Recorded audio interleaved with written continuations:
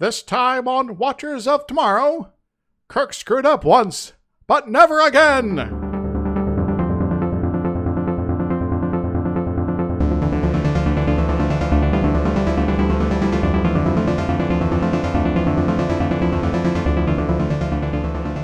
Hello everyone, my name is Gavin. Welcome to Watchers of Tomorrow, the sci-fi critique something or other show. I am joined as always by my friend and co-host Dr. Izek.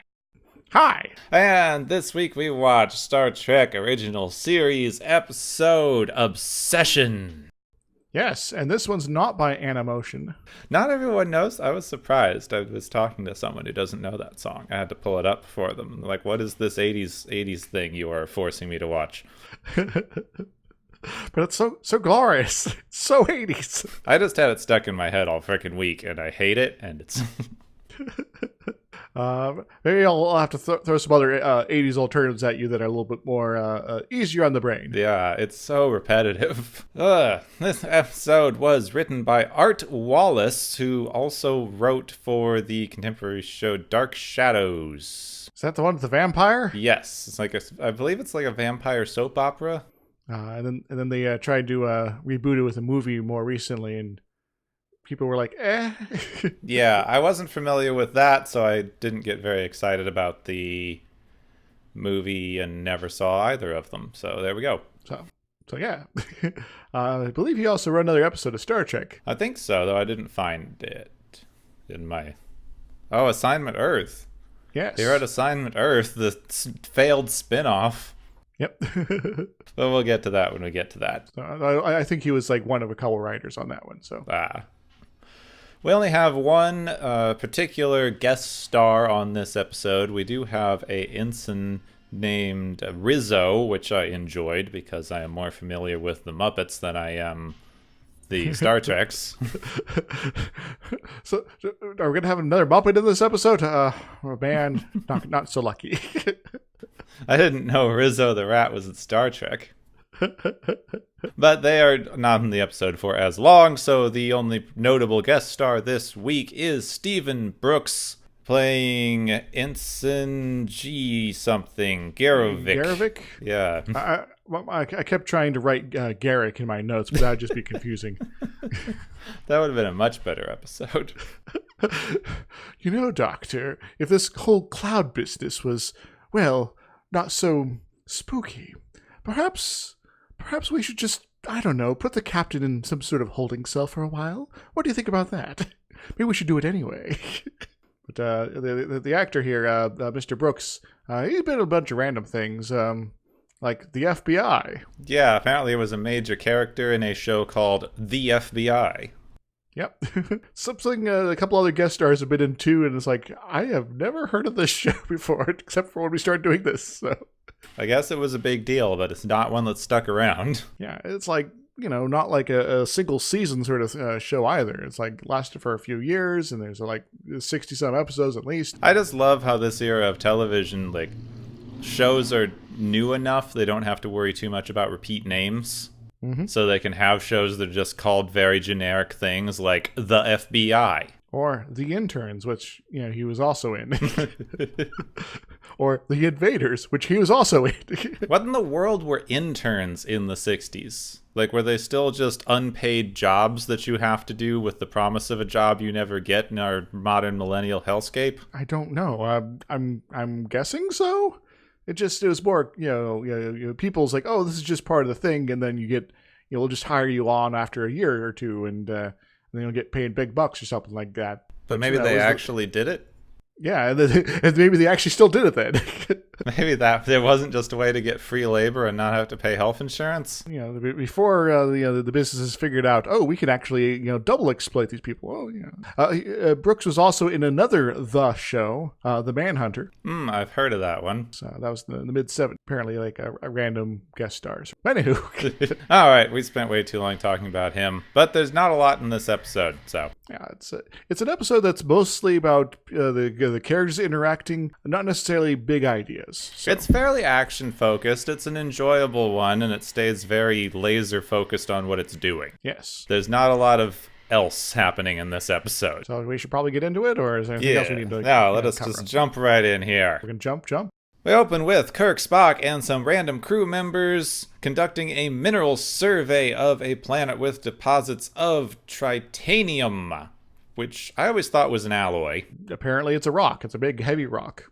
It is 20 times harder than diamonds. We need to be, like, everyone is so freaking infatuated with diamonds. Like, it's always, people go like, oh my god, harder than diamonds. Cool. That means we got another thing we can use that's of that sort of ridiculous strength, then. Okay. Yeah, but, like, that's not very useful. Like, they keep talking about, like, a metal. Like, diamonds are very bad for building things. They're good for grinding things. Yep. You can't build stuff out of diamonds. They're too brittle. Sort of, crazy stresses here and there, and then suddenly, we got, it's falling under its own weight, breaking itself. Oh god. They're getting ready to leave the planet after their miraculous rock that they broke off a tiny, tiny chunk of with a phaser. Also, this rock, he hits it, and it makes a clunky styrofoam noise. He goes, solid. Ignore the sound you just heard. Solid. Ignore this hollow styrofoam. Thum. They're preparing to leave when Kirk smells something. Something I've not smelt since. Find the rebels alive. Put the thing on the Millennium Falcon.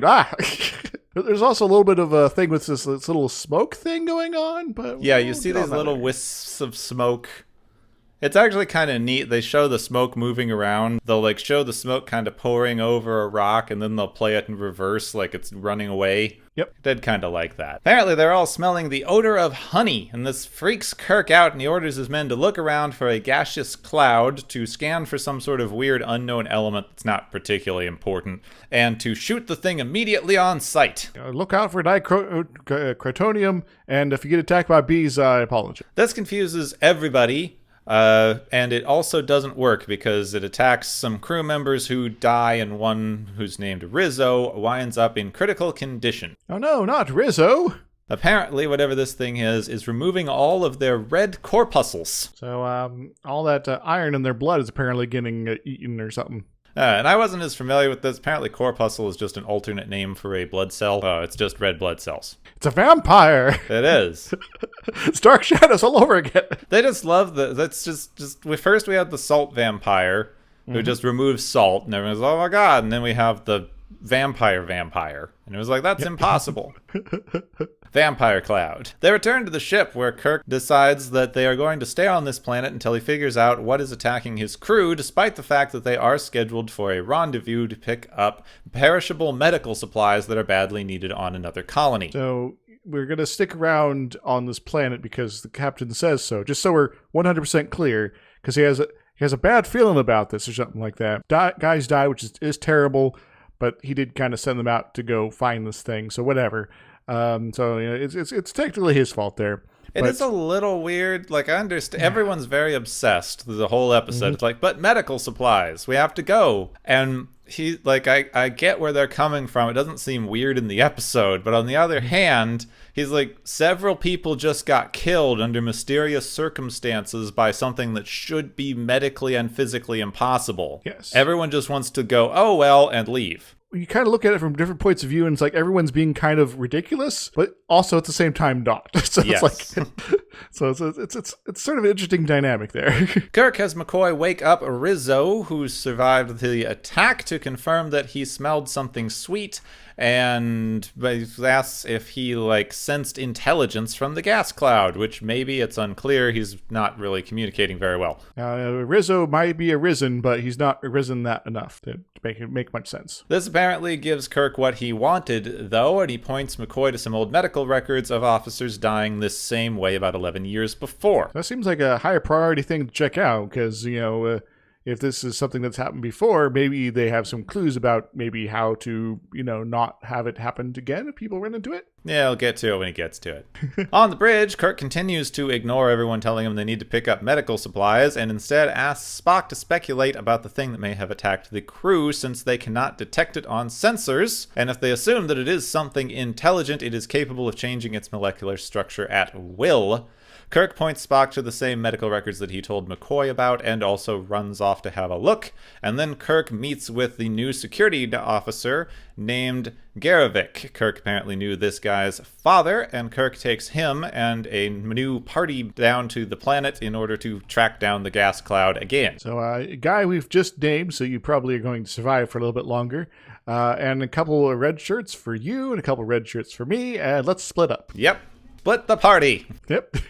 They find the gas cloud. It goes exactly the same way as last time, and also Rizzo died in the meantime, so that's 3 men down and 1 more in critical condition. And Garevik survives. He, in fact, tried to phase the gas cloud, but Yep, Kirk, Spock, and McCoy debrief Garevik about what happened, because he is one of the only survivors, and he describes a large gas cloud that hovered in front of him before rushing at the crew, but he can't tell if it was intelligent or not. Kirk keeps asking about this intelligence thing in a weird way that, I don't know, it doesn't make any sense till later. Are you saying that it's hunting you specifically, that it wants revenge? What gives Kirk? It's like, does it feel intelligence? Not did it look intelligent? Did it move around in an intelligent way? It's just, did it feel intelligent? When it was touching you slightly, did it feel weird at all? It also comes out that Garevik did not fire at the glass cloud when it was holding still because he spent a few seconds hesitating. Kirk has no tolerance for this and confines Garevik to quarters. Okay, Kirk, it seems a little harsh, but okay. Everyone thinks this is an overreaction. Everyone. Yeah. Back on the bridge, Scotty has decided to clean radioactive gunk out of the engines, but says they'll be ready to leave soon, but Kirk has no intention of leaving, which prompts more reminders that they need to pick up medical supplies for a colony that needs medical supplies. Yes. Medical supplies. Hey guys, let me tell you about my medical supplies that are due to the colony. What about that? But he is sick of everyone conspiring against him. Oh no. He's also very angry that they can't detect the gas cloud. Yes. So are people also conspiring about not being able to detect the gas cloud, Kirk? You're acting a little strange here. Full on Kirk paranoia. Wait a moment. Didn't we just have an episode where something like this happened? Yeah. And they had to organize a tribunal and determine whether he was fit for command, with a bunch of officers speaking out in a kind of judge-jury thing going on. Yep. Are we going to have that again? No. Oh, okay. Spock comes to speak with McCoy because he needs advice, something McCoy is very dubious of and makes fun of him for because they have such a great work dynamic. I think these guys need to, figure out how not to hate each other. Where is HR? Yes. Wait, HR is technically Kirk, so that might explain some things. Yep. As it turns out, Spock is confused by Kirk's obsession because it is an irrational feeling that he will have nothing to do with or try to understand because he is Mr. Vulcan Science Man. So I need to both understand it, but I also don't care. So, to help? And after they looked at the records that McCoy was too busy to look at, but, thankfully Spock knows what he's doing a little bit. Yep. He discovered an incident about 11 years ago where the crew of another ship called the USS Farragut had half of the crew die in a very, very similar way, including the Captain Garevik, who is the father of their new security officer, and one of the few surviving crewmen was a young officer named James T. Kirk on his first assignment. Wait a moment. Did Kirk lure the gas cloud into the Farragut and use it to murder everyone in order to get himself a promotion? Probably. I mean, that sounds more likely. It's just something about him shooting it, and it was a hesitation as well. But we'll get to that later. We're dealing with a lore scenario where he's bringing the weird crystal critter around to kill people for no reason. Yep. And then I communicated using this. Ooh. At this point, McCoy and Spock decide that they need to confront Kirk in his quarters because his single-minded obsession with something that may have attacked him 11 years ago has possibly made him unfit for command, and apparently they changed the rules after last time, which is probably a good call because they don't need a big old hearing. McCoy just has to enter something in his log about whether the captain is medically fit. Maybe it's because McCoy is actually medically fit at this point that they don't have to have the whole thing. but that might be giving the show too much credit. Yeah, I think so. I think it's just two different writers didn't know what they were doing. Yep. So instead of the big old courtroom scene, they just ask him questions about what happened so that McCoy can fill out his medical journal. Kirk tells him that 11 years ago he had the opportunity to fire on the gas cloud, and he hesitated the same way that Garvik did. Dun dun dun! And he believes that this action led to the death of hundreds of his crewmates. So there might be a little guilt there. Even though the other survivors listed him as acting with unparalleled bravery during the whole affair. Wait a moment.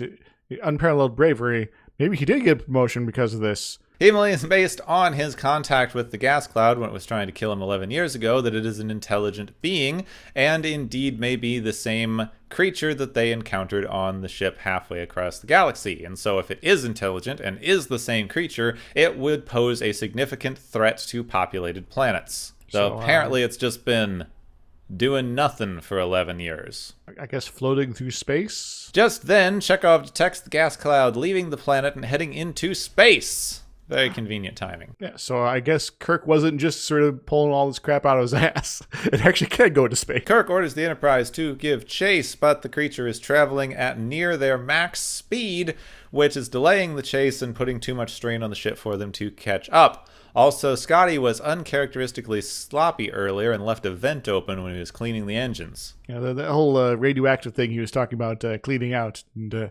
I guess that kind of sort of happened, and then they didn't finish the job. There's some half-necessary scenes about Nurse Chapel bringing Garvik some food when he's under house arrest. She tricks him into eating the food with a made-up doctor threat, and he gets upset because he blames himself for hesitating and not killing the creature. Then later when he's eating, he gets mad, throws his plate cover at the wall, and breaks something next to a vent. A little switch, I guess, is the thing that controls the air conditioning, I guess? Yeah, he breaks his air conditioner. Dang it, Garvik. You're going to get all warm and hot in there now. They're forced to call off the chase because the creature is still going, but the ship can't take it anymore. But the creature then slows down and starts moving toward the ship. Kirk orders all hands to battle stations, something that Garvik hears, and despite having been confined to quarters, decides that he needs to report to the bridge. It's action man away! On the bridge, he asks for something to do, but everyone mostly ignores him because they're too busy trying to shoot the gas cloud. Phasers, photon torpedoes. Those torpedoes explode a little close. Maybe we shouldn't do that. The phasers and photons have no effect, and the creature passes right through their shields. Spock says he should have known that. I don't know why, but okay. Well, they sort of imply that it's basically this weird mishmash of matter and energy, and it's just kind of phasing in between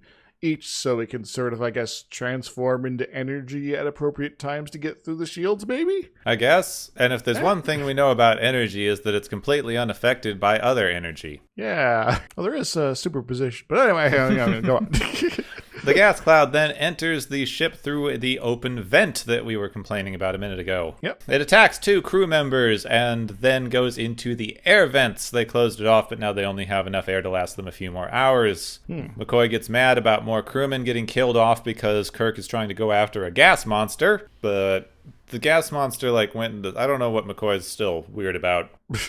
It's definitely dangerous and clear and present threat to other planets. And it might kill them all right now. But Spock is now also convinced that they need to do something about this gas monster thing. He also knows that since they couldn't kill it with conventional weapons, because it can apparently manipulate space-time to travel, Kirk didn't do anything wrong 11 years ago, because if he had shot the thing, it wouldn't have done anything. So what you're saying is, doesn't matter how much he hesitated or not, his phasers would have done nothing. Yeah, oddly, this does not immediately cure Kirk of his 11-year-old trauma, but Spock decides that it's just so clever he has to go share some ideas with Garvik. But this time he tries telling him that screwing up is just a normal thing that humans will do because of emotions, so don't worry about it. Yeah, Spock is super not helpful, but this gets Spock in the room with Garvik when something else starts happening. Yes, partway through his uplifting speech, we see gas pouring out of the vent in Garvik's quarters. Oh no, it's because he broke his vent thingamajig, and yeah. Yep, Spock tries to close the vent, but it's broken, so he decides that he's going to just put his hands over the vent to hold the gas in. For a moment I thought he might be trying to mind meld with it, but nope. He is soon enveloped. Oh no, Spock! I'm pretty sure that's when they cut to commercial. Yep.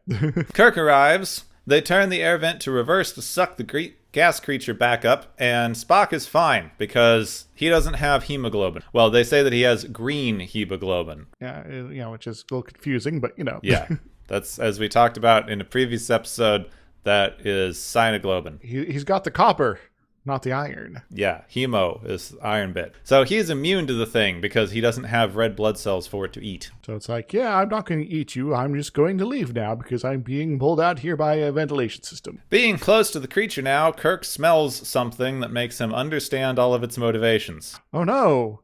Kirk has smell-o-vision. He who smelt it. Also, the creature leaves and heads back into space and runs away. I should point out that Scotty, in order to try to corral it in the ventilation system, apparently filled their entire ventilation system with radioactive material. Yeah. So it's fine. They've got adrenaline. Yes. They'll be able to get through this no problem. They got a shot for this. Kirk takes some time to tell Garrovick that his hesitation didn't make any difference in saving people. This is the big takeaway we're supposed to have from this episode, apparently. It's okay to hesitate, to you did nothing wrong, you did what you could. It's okay to make mistakes as long as you realize later that your mistakes didn't make any difference. I guess. They chase the creature again, but this time it quickly moves out of range. However, this time, because of smell connection, Kirk knows where it's going. To the Tycho star system, planet 4! He sensed that the creature wanted to go home, and he makes this weird logical leap that home is where it attacked his old ship. I guess that is where he saw it last, and it is a little bit of a leap that if this thing can travel through space wherever it likes, that it would have run into them previously on this particular planet, but okay. Yep, but this is the part of the episode where we just start making logical leaps galore. Yes. Leaping left and right, in fact. McCoy is more miffed about delays in getting their medical supplies, but Spock thinks that because the creature is returning home, that means it's going to reproduce through fission, and not just once, but hundreds or thousands of times. Because we know this for reasons. So now they need to track it down and kill it, which they can do with a big antimatter bomb, because for some reason that will work when their earlier things didn't work. I guess. They try to bend the logic that, it's matter and energy, but not antimatter. So if you have antimatter, that means it's going to do the thing. Sure. That's not how antimatter works. They plan to take a large antimatter bomb to the planet and bait it with their medical supplies of hemoglobin that they have on board and blow up half the planet's atmosphere, which will make it difficult to transport out and put the ship in danger. But, Yeah, that happens all the time, so they're used to it. Despite Spock being immune to the creature, Kirk decides that he and Garrovick should go down. So, both people with some post-traumatic stress disorder going on with this creature here are going to be put right into it to face their fear, I guess? Yeah, I guess. That's fun. Though I guess Garrovick wouldn't have post-traumatic stress yet, because this happened like 2 hours ago. Preemptive. They beam down carrying a big blue bomb. It's pretty. And they kind of pick it up and move it away from where they beam down for reasons. They have a brief aside about how this should be the most powerful man ever becomes, this big old bomb. Because power is only as far as power in the very literal energy over time sort of moment here, I guess. Yeah. Don't build bigger bombs. This has been our political messaging for the episode. We may now continue with our gas vampire. Speaking of, they take too long to set up the bomb, and when they turn around to grab their jar of bait, it eats it. Oh no! The jar full of red stuff is now full of clear stuff, so I guess it's just plasma left over. Yep. Now they can't bait the trap, because for some reason, the gas cloud being 10 feet away from the giant bomb that's going to blow up half the planet is too far away. Yep. When, miles shouldn't matter, it's feet they're worried about. Kirk decides to use himself as bait. Garrovick tries to knock him out and do a heroic sacrifice thing, but Kirk slaps him and tells him to stop it. Kirk's too high level. He has too many hit points for a one-hit knockout here. That is one bit that I loved. It's like, no, heroic sacrifice. No, stop it. Calm down. You're named Red Shirt. That means you're worth something. We could do something with you, Guy Garavik. We might be able to get you through this. You don't have to self-sacrifice yourself, man. They stand behind the bomb so that the gas creature has to move over it to get to them. Then as soon as it does, they order them to blow up the planet and beam them out of there. Hopefully beam them out first and then blow up the planet. We see a fairly janky-looking explosion as they are beamed away. It takes a long time for them to be beamed up, but they're fine, and it never seemed as if they were in any danger, so that was 5 extra minutes and nothing. Yeah, this takes a ridiculously long time. It's like, yes, cross-check to the buffer B or something like that. Scotty thanks heaven that it worked, and Spock's offended because he did all the work, not some god. So then they hail Satan. Hail Satan! They run off to collect them medical supplies, and Kirk says he's going to tell Garavik some stories about his dad. The end. So that's a thing that happened. Yeah. They really, really want to hammer in this Spock has pointed ears like the devil. So he's obviously untrustworthy and evil or something like that? But it's kind of weird to me that they are putting that in so much, because in the original screen tests and things they were doing for Spock, they decided to change his skin tone, because they originally had kind of a darker skin tone that they were afraid would read as red and devil-like on black and white televisions. That might spook some people. It's like, oh no, it's that Satan-worshipping program. Oh. But for some reason now they're just fine. Like, hail Satan and his pointy little pitchforks. Because, visuals affect people more than words. Context, like words. But I'm fine with it. The Satanists are fun. I like them. They do really weird, cool political things. Yeah. Fun group. They know how to leverage things in a responsible fashion. So we get to talk about trauma and PTSD and generational trauma and stress responses. So do you want to talk about first what chemical agents smell like? Sure. I didn't even think about this sort of approach thing, but there was definitely a smell aspect to it, because the other creature is able to give off some sort of odor. And that's perhaps indicative of something. What do you got, Captain? They keep talking about how it smells sweet. So I didn't expect to find this. I just find a random list of harmful chemical weapons and what they smell like. So sulfur mustard, which is more commonly known as mustard gas, is usually odorless, but it can be kind of mustard-y, like you would expect. Or also like garlic or horseradish. Interesting. So some things that I generally like. I do like my mustard and garlic. So yep, I just like my horseradish. I once accidentally put too much horseradish on a sausage that I was eating and couldn't get it near my face. It's a good level of horseradish when you put it near your face and it just goes, no, you're not doing that. My face, it will not respond. It will not get closer. Yes. It's like an aura. Then we got chlorine gas, which obviously smells like chlorine. Mm-hmm.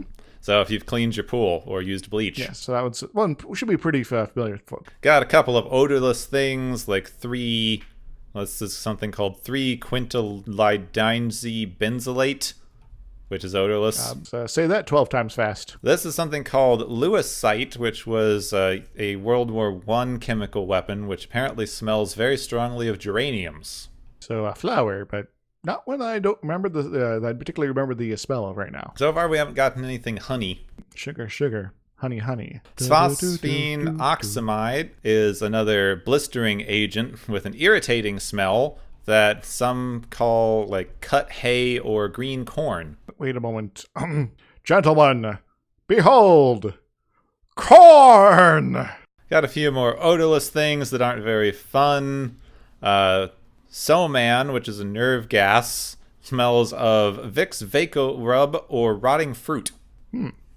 Those are slightly different. Depends on who's smelling it, I guess. Okay. But it's a nerve gas, so are these people maybe are they half dead already? Oh God. Tabern is a highly toxic nerve agent that smells slightly fruity. And then you've got Zyklon B, which is a cyanide, so it smells like bitter almonds to some people if you have the gene that makes you smell bitter almonds. I'm not too much of a fan of almonds, so maybe I have that gene. And hydrogen sulfide, which smells like rotten eggs. I remember that smell in chemistry class. Whoops. It's like the day we all had to leave Chem Lab because someone accidentally put the wrong agent in their thing. And like, why aren't my chemical salts evaporating so that I can weigh them? It's like, because you're using the sulfuric acid and we all have to leave. Yes. I'm going to put this in the fume hood and turn it on, and then we'll be back in maybe a few hours. Don't boil sulfuric acid in Chem Lab. Still remember that time I accidentally got a little spray of sulfuric acid in chemistry class. Ooh. It was all right. It only got on my shirt, but my shirt had little tiny holes in it. So I never got up to that kind of level of Chem Lab.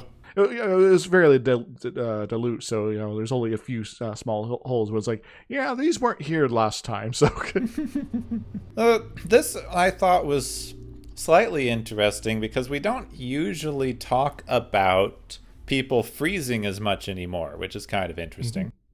Mm-hmm. Yeah. It's coming back. Like I'm not saying no one mentioned, but when I was growing up, I remember everyone was very on the fight or flight response idea, and that's all anyone would talk about. And it's only recently that it's come back in that it's actually freezing is also something that happens very often in stressful situations. Yeah, it's actually something I try to include more often in my writing when someone's like spooked by something, because that's something that I'm more prone to, because I'm not necessarily going to freak out and run or try to toss my fists at something unless there's something very, very obviously is trying to like physically harm me immediately. Yeah. If there's something that's like, this is freaking me out, oh god, what's going on? Then I'm like, Yeah, it takes you a minute, and it's interesting. It was just interesting that I guess they were talking about it before in the 60s, and it fell out of favor somewhere in there. Because I remember everyone was complaining about how no one talks about it. Yeah.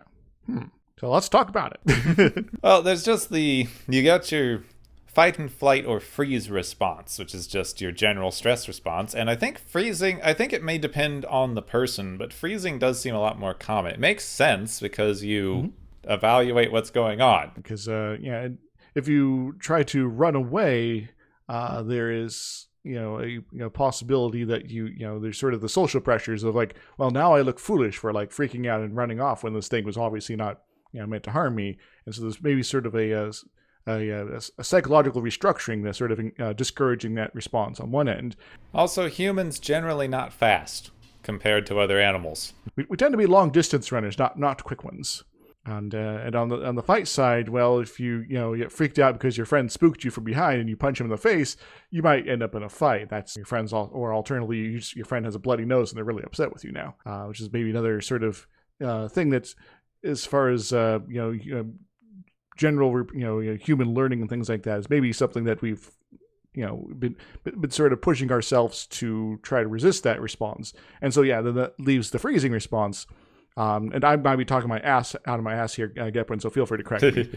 So it's sort of a elimination of the other possibilities as the number one go-to, though they might still be primary in some people. I think it mainly depends, and it's not exactly something we know for sure. Like the whole fight and flight response thing is just a very neurochemical way of talking about your brain and how it gets flooded with adrenaline and such like when you're startled. I do remember seeing this thing a year or so ago where they were talking about stress responses, and the people who do react quickly in unlikely and stressful situations tend to be people who already are freaked out. Like you have already gone through something, or maybe you have some traumatic history and you're just generally freaked out in situations, so you're basically already on edge, so you don't need to take the minute to get into that state. I guess there's even an example with me specifically that's sort of a situational sort of version of that,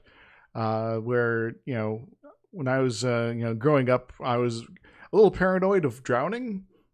Still maybe am, but I'm much more competent in the water nowadays. But so once when I was young, I went on a trip with my dad. Long story short, we ended up at the whole Disney World place there, and the Typhoon Lagoon wave pool. Are you familiar with that at all? No, I've never been to Disney World. But, it's a large wave pool. That, of course, has the little wave thing at the far end, and that far end is like 15 feet deep or some crazy amount. even for a wave pool. But this thing's like massive, so in order to get the the full wave effect, all the way through, it's going to have to be pretty deep on that end.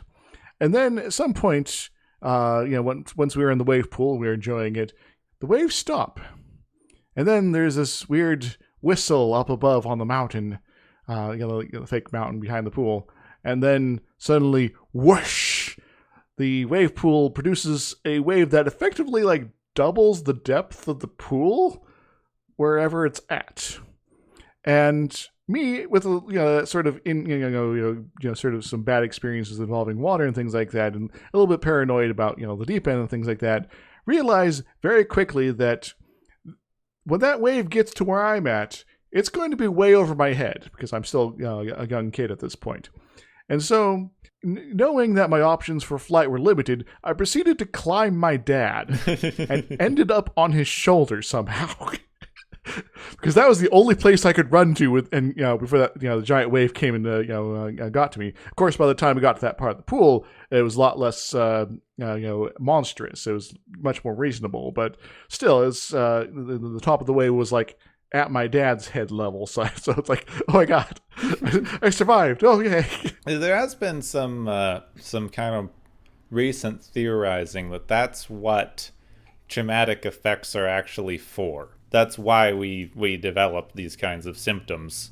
Well, not exactly the symptoms, but that is why, like, when something traumatic happens to you, you have that kind of reaction, because when you learn that, you go like, oh, I was in a similar situation to this before, and something bad happened. So now I need to be ready for something bad to happen. So, I'm going to react in what my experiences tells me I should be reacting as. And then I will, engage that program, and then suddenly I'm on someone's shoulders. And quite interestingly, this episode also gave us some of the ways that kind of reaction, which actually seems to be fairly normal and standard, might turn into something like PTSD. This is somewhat contested because they haven't done all of the research, and there's some anthropological data that they are, missing or working on or haven't quite looked into. But it seems that post-traumatic stress is a Western problem. This is something that does not appear to happen in other cultures, especially like third world cultures, what we consider developing cultures. The PTSD just does not occur. And that means one of several things. That's the thing they are unsure about. It could mean that it's happening, but it's just not reported. Maybe there's a cultural stigma surrounding it. It could mean that it's presenting in a different way. They have it, but culturally it presents in such a different way that we don't recognize it as PTSD. Mm-hmm. Or it could mean that something we are doing in our culture is creating this disorder. So a confluence of the original stressors and other factors in our lives might be generating this the net effect. And it seems to be that there's some evidence that having a way to culturally deal with stressful and traumatic things that happen may be one of the factors. Because you have some cultures, like there's some stories from like ancient Greece, where when you came back from war, there was like a particular thing that you would go through. They in fact treated traumatic stress injuries in exactly the same way as a physical injury. And you would do different things. There's various cultural things throughout history that you can point to. But you have this sort of kind of ritual that you go through when you come back from something like a military campaign. That is like you went through something horrible, and now you're going through this ritual, whatever it happens to be for your culture. And then you re-enter society as a normal person again. Sort of a mental decompression sort of thing, where you're unwinding your experience in this particularly set manner in order to help transition back to normal life. And also kind of just combined with the idea that as a society, we recognize that something unusual and bad happened to you. Mm-hmm. And you need time to deal with it. If you look at how we handle this in our culture now, you're supposed to come back from being a deployed soldier and just, have a video of your dog missing you posted on the internet and then be fine. And everything's good. And, we thank you for your service, and we'll say that a bazillion times for you, and then that's all you need, right? And I thought that this episode was interesting showing that side of things, because you get into a couple things with Kirk's situation that I'll get into, but what they were doing with Garevik when he hesitated and he felt bad, and Kirk blamed him for it, and instead of them talking about it in any way, or being like, that was bad, and, maybe you should work on your training or something, but, it happens. He freaks out and confines him to quarters. So, of course he's going to feel super guilty and shameful, and that's probably going to turn into something bad for him. Indeed. So, and this is sort of a case where, someone who is, having to deal with his own sort of demons on this is being super unhelpful to somebody else as sort of, I guess, a lashing out in a way. Well, that's kind of an interesting idea, because there's some various theories on this, but in sort of the models that I like, you basically will treat other people in similar situations to how you would treat yourself in that situation, or you believe you should be treated in that situation. So since in this particular instance, Kirk heavily blames himself for letting his crew get killed through taking a similar action, he really, really blames Garevik for that, and he is punishing Garevik because he feels so much shame himself about the part of him that hesitated. So seeing that in someone else makes him treat them in the same way that he's treating that part of himself. Exactly. So, maybe it's time that Kirk sort of started to work on this himself then. A little bit, yeah. Yeah. Which is also an interesting one on the trying to prove that it didn't matter. And that shouldn't be necessary. No. Because, stuff happens in stressful situations, and sometimes we do make mistakes. Well, there's a thing that I was watching recently. There's this little video. It was just talking about something with validating children's feelings. But it basically was doing that. Like, if someone comes up and says, oh, I made this mistake and I feel like it had a negative consequence.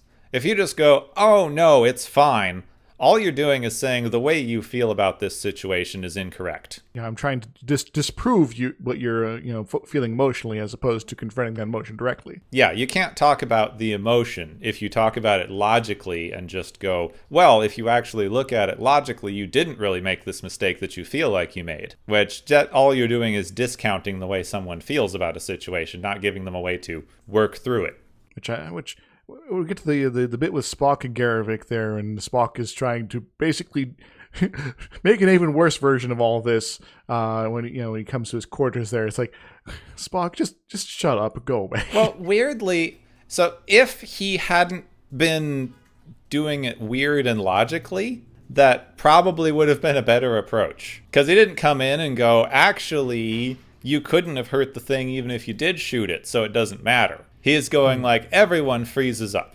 This is like a normal reaction, and it stinks, and you feel bad about it, but it's like not abnormal, and it's something that you can deal with. Spock still has to sort of like, oh yeah, this is a normal human thing, so don't feel bad about it. Yeah, well, Spock's being all logical. It's like, I don't get it. This is just a normal thing. Why do you feel bad, you weird human? Yeah. That's pretty unhelpful. You probably shouldn't let Mr. Logic try to talk to people about traumatic incidents. So, So some people pride themselves in trying to be Mr. Logic, and you should maybe recognize more often than when you're not going to be helpful when you try to do that sort of thing with people. But you can't logic away emotions. Exactly. You're going to wind up suppressing them, which is bad. It doesn't work very well. I understand that this is I do this sometimes too. It's something I'm trying to work on. But if you have an emotion that you feel uncomfortable about and you just try to push it away, that usually just makes them try harder. I feel like I have something more to say, but I'm not sure what it would be quite yet. So this episode is weirdly light on substance. It sort of touches upon these things, and it does them better than most Star Trek probably does at this era. But it is, still fairly light as far as other stuff going. Yeah, I did think it was interesting watching through Next Generation again recently. How much they bring in that they have a therapist on board. Yeah. And it's a very interesting kind of, I guess it's the kind of therapy that they had during that time, which was a little sweet spot in there. Because they always deal with this kind of stuff. They have a whole episode about someone's husband had died and they're trying to deal with it. And like the entire episode is just this person coming back to the counselor over and over.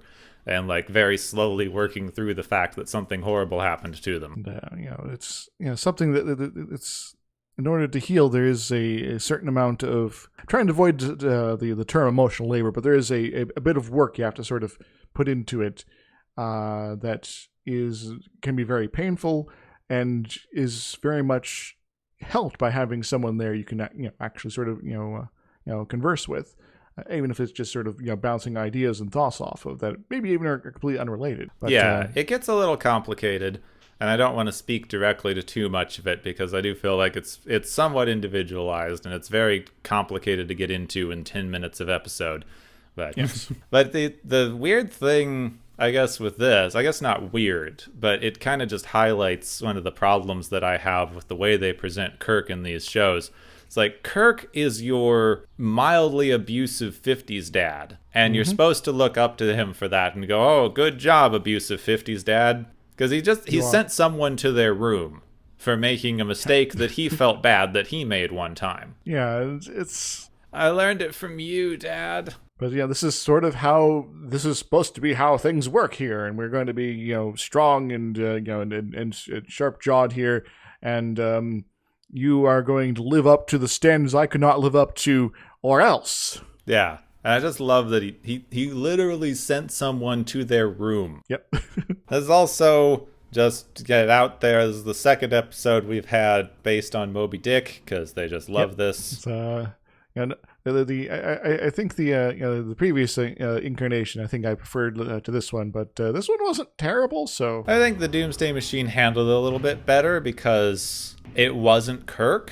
When in this show, if Kirk is obsessed with something, he's 100% right about it. Yes, I guess maybe that's something I wanted to sort of poke at specifically again is that. Kirk seems to be trying to come up with these justifications for his obsession to everybody else, and he just ends up being repeatedly proven to be true. And it's not just all like him trying to build up a narrative to let people do what he wants, and that's kind of cheap writing, honestly. A little bit, yeah. Also, it gets into the thing like it doesn't make him less of a problem in command. Yeah. There's kind of this thing. I try to avoid pathologizing language generally, but there's this thing I remember from a bit ago that like someone can still be paranoid even if the thing they're worried about happening is true. Yes. And there's the joke about it's like, well, don't call it paranoia if I'm right. No, it's still you're still having a certain mental frame of mind that is very much an irrational paranoia here. And you're going to be fixated on this the subjects here to an unhealthy degree, and it could very, very easily lead you to make decisions that are going to be potentially dangerous to you and others. Yeah, it's more about how you're reacting to the situation, less the situation being correct or not. Exactly. And so to sort of try to excuses, it's like, oh, everything I said was true. That doesn't excuse how you're behaving with respect to the things. Especially if you're basing, early on, just sort of asserting these things without proof, and just happens to get lucky later. Yeah, this is one that we've just seen over and over again. I'm a little tired of it by now in original Trek. The only message for this episode is stop questioning the captain, you idiot. It doesn't matter what he's doing, he will be proven right in the end. In fact, even in the last episode where it's like the captain is very, very, very definitely not fit for command, yes, anyone else will be worse. So you better let him keep his job, otherwise, and just not be good at it anymore, and otherwise everyone will die. Oh God. Yeah, we've gotten back into that kind of Hobbesian idea of any leader is better than no leader, because no matter how bad a leader is, they're better than something else. And it doesn't matter if that other that something else is just a different leader. It's the unknown leader is so much horribleness, and Yep. I'm so tired of that trope. This is such a weird bit of competent man writing that I know was very common in this era, but just this, like, never question anything. You're always right. All you have to do is stick to your guns, keep going, ignore anyone else critiquing what you're doing, because you know you're right. And that's all that matters, because you are right. And so my own writing, I try to invoke the trope in order to sort of poke these exact holes into it, that this person was actually very wrong, and they kind of screwed up, and they got their assumptions about the situation were completely wrong, and that actually has consequences. Though up until that point, they seem to be everything's falling into place, everything's great, I'm right about everything. Oh wait, whoops. Well, this complicates things, and I don't know how to react to this anymore because I'm no longer super competent. Well, see, you're operating in a postmodernist mindset. This show was still smack dab in the middle of modernism, where you don't question things. Yep. What's wrong with you academics questioning things? Everything has been all knowledge was determined to a perfect degree in 1949 or something. Nothing has been needed to be developed since then. We knew everything we ever needed to know during the Enlightenment, and it's just been downhill since. Yep. Yeah. I didn't have particularly anywhere else to go. I was just going to base the stuff we talked about already. So, I guess we could talk about gas clouds? Gas clouds! They're gas. They're liquids. And sometimes energy.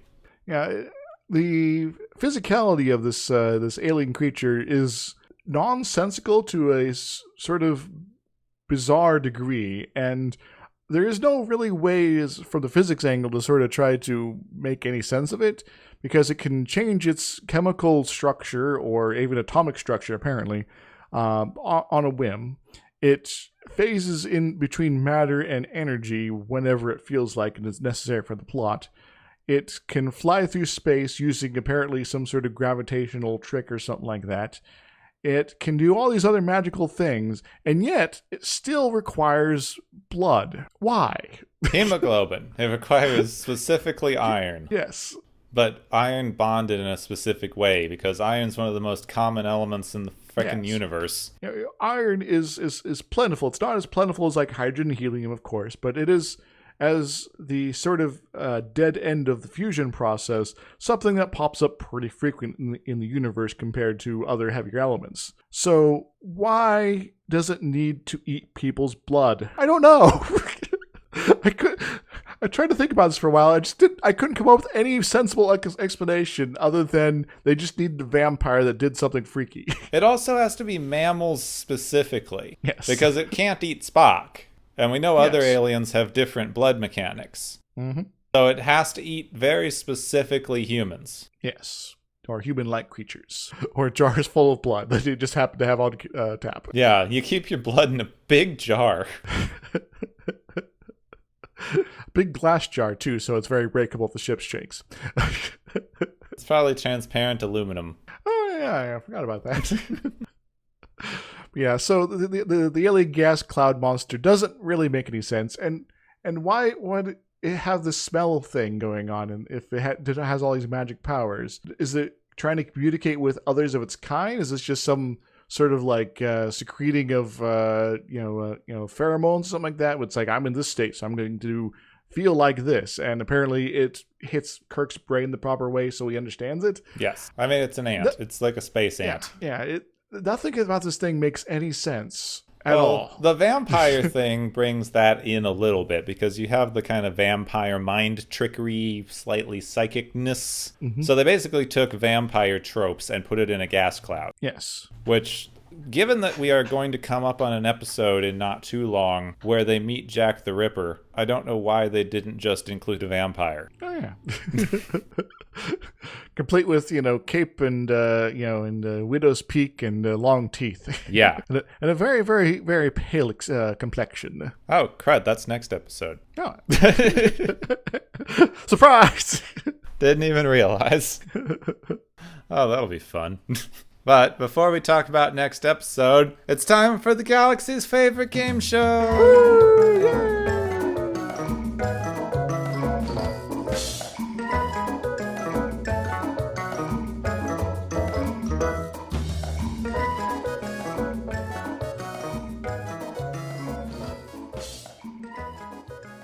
Well, everybody, we've tallied up all the various points, all the game show, various special events, and going down the slime slide and all that have been completed by our various contestants here.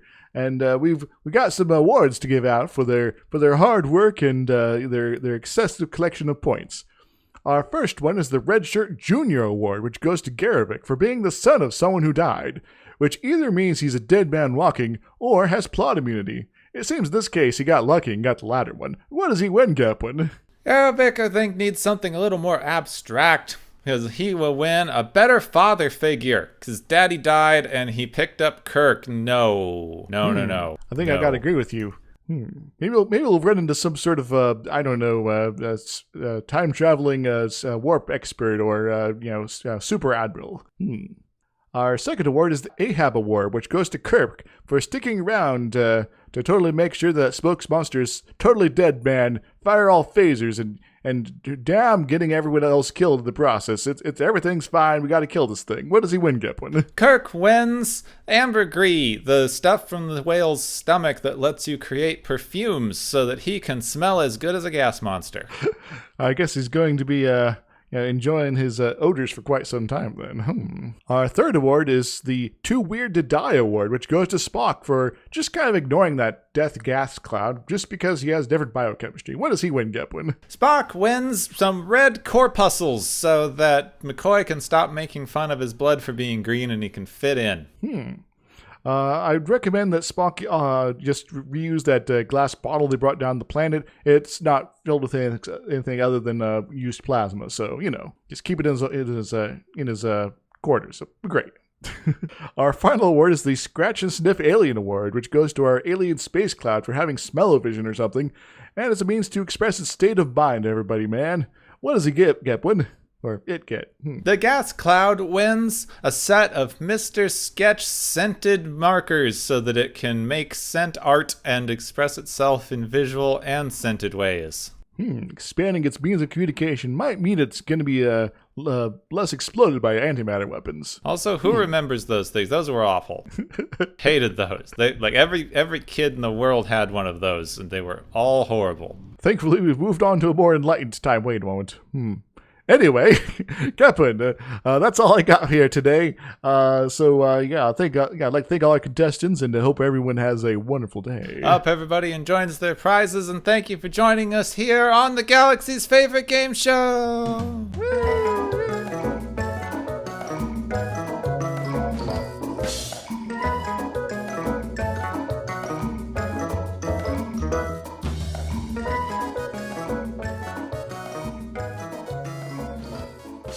As we already spoiled a little, next episode is called Wolf in the Fold. Yes. It's puppies. There's going to be puppies, isn't there? Yeah, puppies. Doggos. Forest doggos. Better known as the malevolent entity known as Jack the Ripper. Dun, dun, dun. Yeah, I've never actually seen this one, but I've heard of it.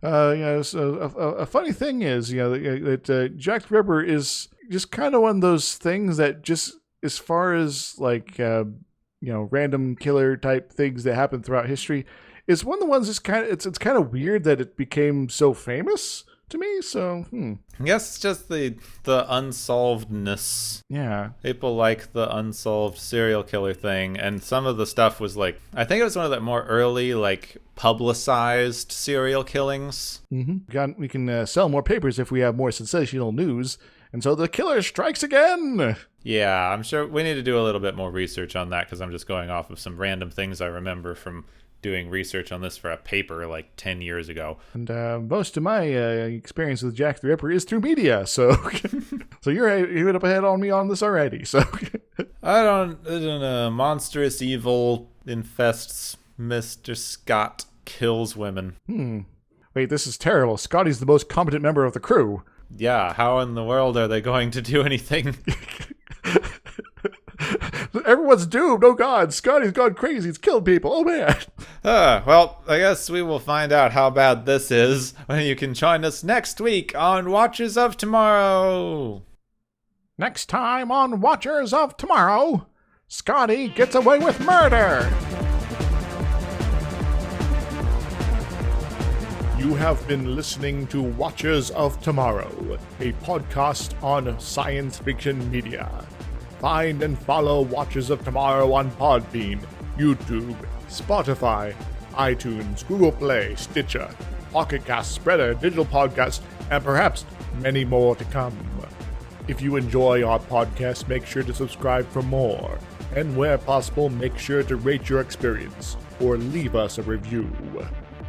You may find Gepwin on youtube.com/Gepwin and Twitter @Gepwin.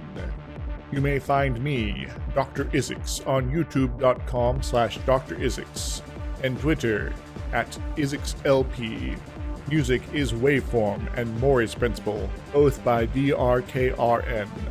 You can also check out the Watchers of Tomorrow Discord channel. Make sure to share the experience with your friends, family, enemies, and alien overlords. If you feel you are suffering from transporter syndrome, please be aware that the next time you step off the transporter, that you, that is now, no longer exists.